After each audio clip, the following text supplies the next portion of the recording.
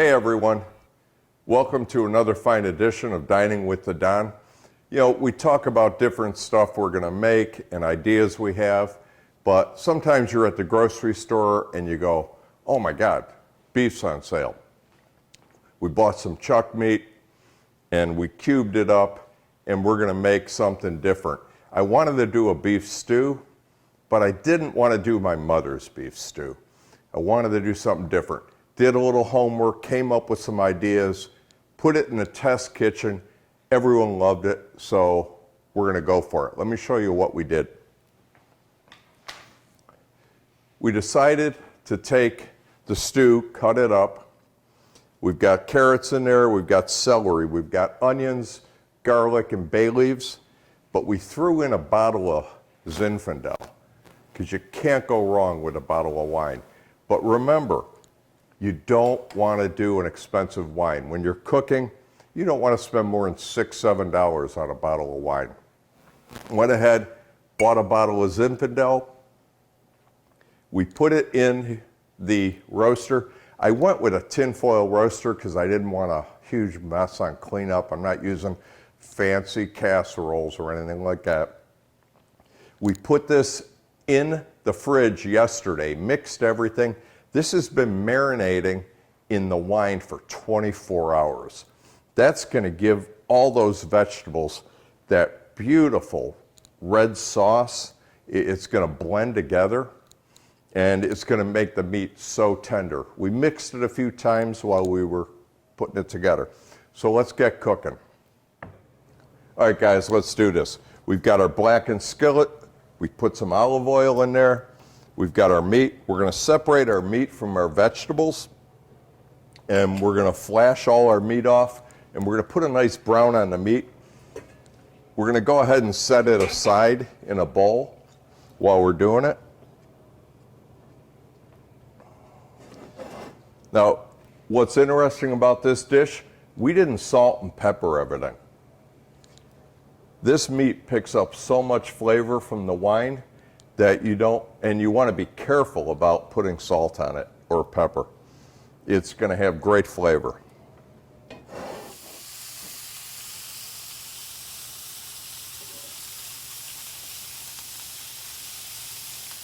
Okay, everyone, we flashed off all the meat in a blackened skillet. We got a nice brown on it. We gave it a little taste, and it needs some salt, so we're going to add a little salt before we put it in the oven. Remember, don't be afraid to taste what you're making. If it needs a little salt, a little pepper, add, make an adjustment.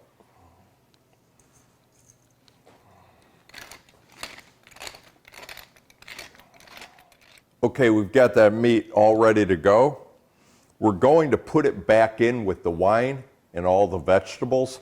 We're just going to dump it right in.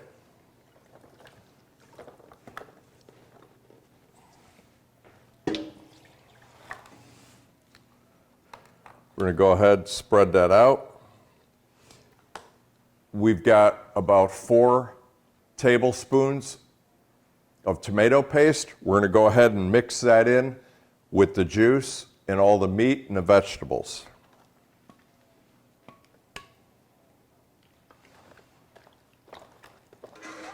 We're going to go ahead, cover this with tin foil, put it in the oven for about an hour and a half. This dish is kind of a lot of work, a lot of steps, but you're going to love it. It's going to be delicious. It's different. It's something your friends and family have never seen before, guaranteed.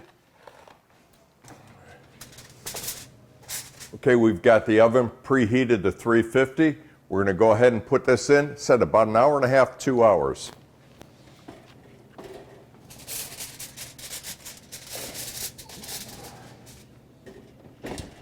Okay, everyone, remember I told you this is not your mother's beef stew. So you're going to have to stick with me. We're doing something a little different.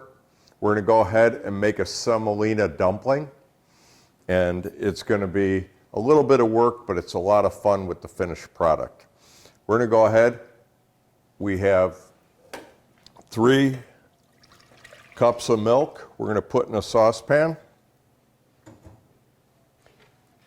We're going to put about a teaspoon, half a teaspoon of fresh ground nutmeg. You can use nutmeg that isn't fresh ground. We use fresh.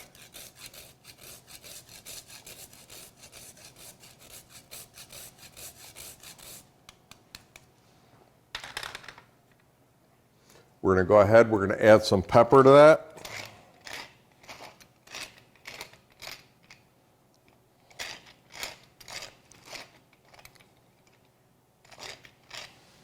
We're going to take it over to the stove and bring it to a boil. Okay, we've got a rolling boil on that milk. We're going to add 3/4 of a cup of semolina, and we're going to go ahead and mix that in. That's going to thicken this up.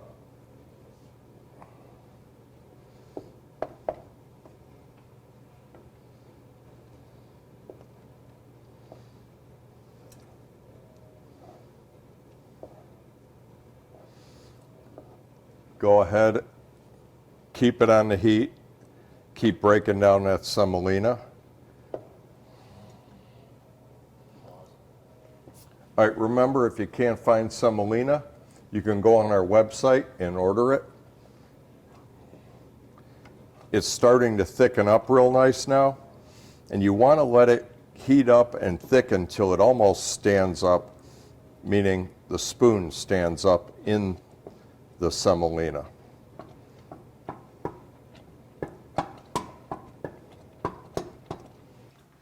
Okay, I'm going to go ahead, take this off the heat. I'm going to add, I've got 1 cup of fresh grated Parmesan cheese. I'm going to add about half of that to it. And I've got 2 eggs already beat. I'm going to go ahead, put those 2 eggs in. And I'm going to go ahead and blend that all together and mix it up. You're going to have to mix that up a little bit because you want everything to blend together real nice. Okay, that's all blended together. We're going to go ahead and get it on a cookie sheet, get it spread out and ready to go in the oven. Okay, we're going to go ahead. We've got a cookie sheet. We're going to put a little bit of oil on it.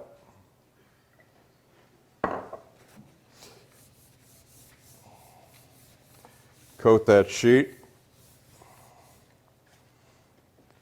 and we're going to go ahead, we're going to take our mixture of semolina and we're going to put that onto the cookie sheet.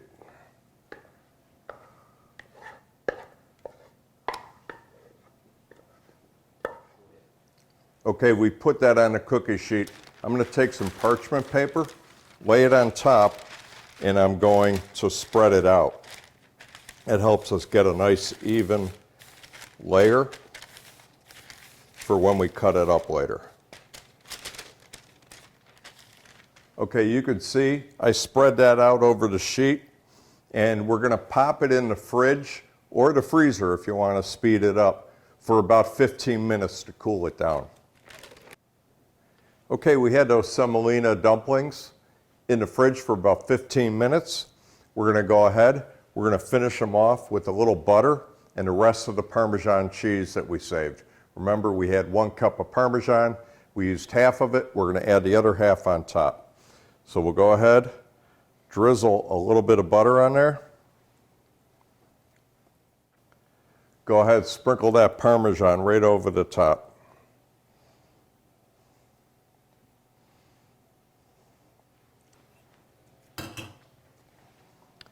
Go ahead, finish off with the rest of the butter.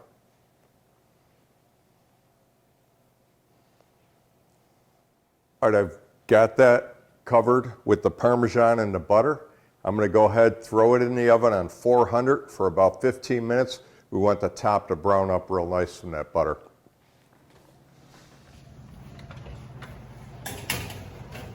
Okay, we're going to pull that out of the oven. We took the tin foil off just to flash it off and brown it up a little bit. This is what makes it not your mother's beef stew. We're going to go ahead and take the vegetables and we're going to put them in a food processor along with all that gravy and the juice from the meat, and we're going to process it down to a really nice red paste.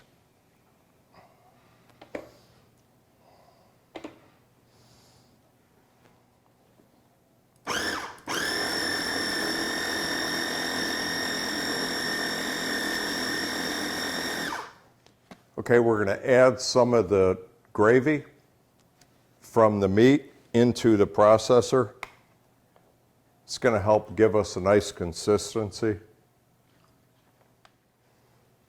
And we're going to go ahead and finish that off.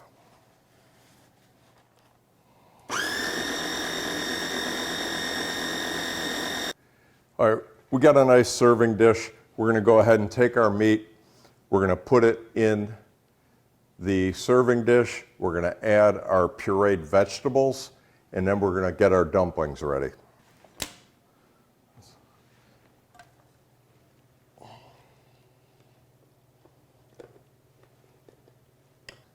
We spread that out real nice. Now we're going to go ahead and add our meat.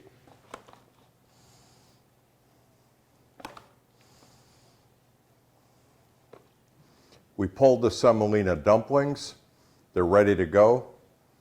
We're going to go ahead and use a cookie cutter and just slice them down into small serving sizes to plate with our beef stew. We're also going to check our beef stew for seasoning. It might need a little bit of salt. We didn't go heavy with the salt on this because of the wine, so we want to taste it when it's done and add a little bit of salt.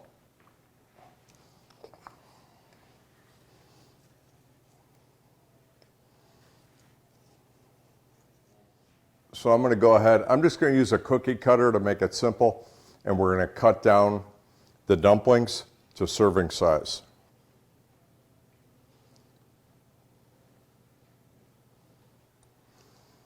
Okay guys, there you have it.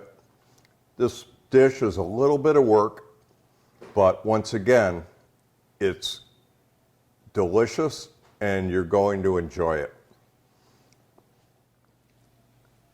Remember, comment below, like, share, subscribe, and most important, let's eat. Thank you for dining with the Don.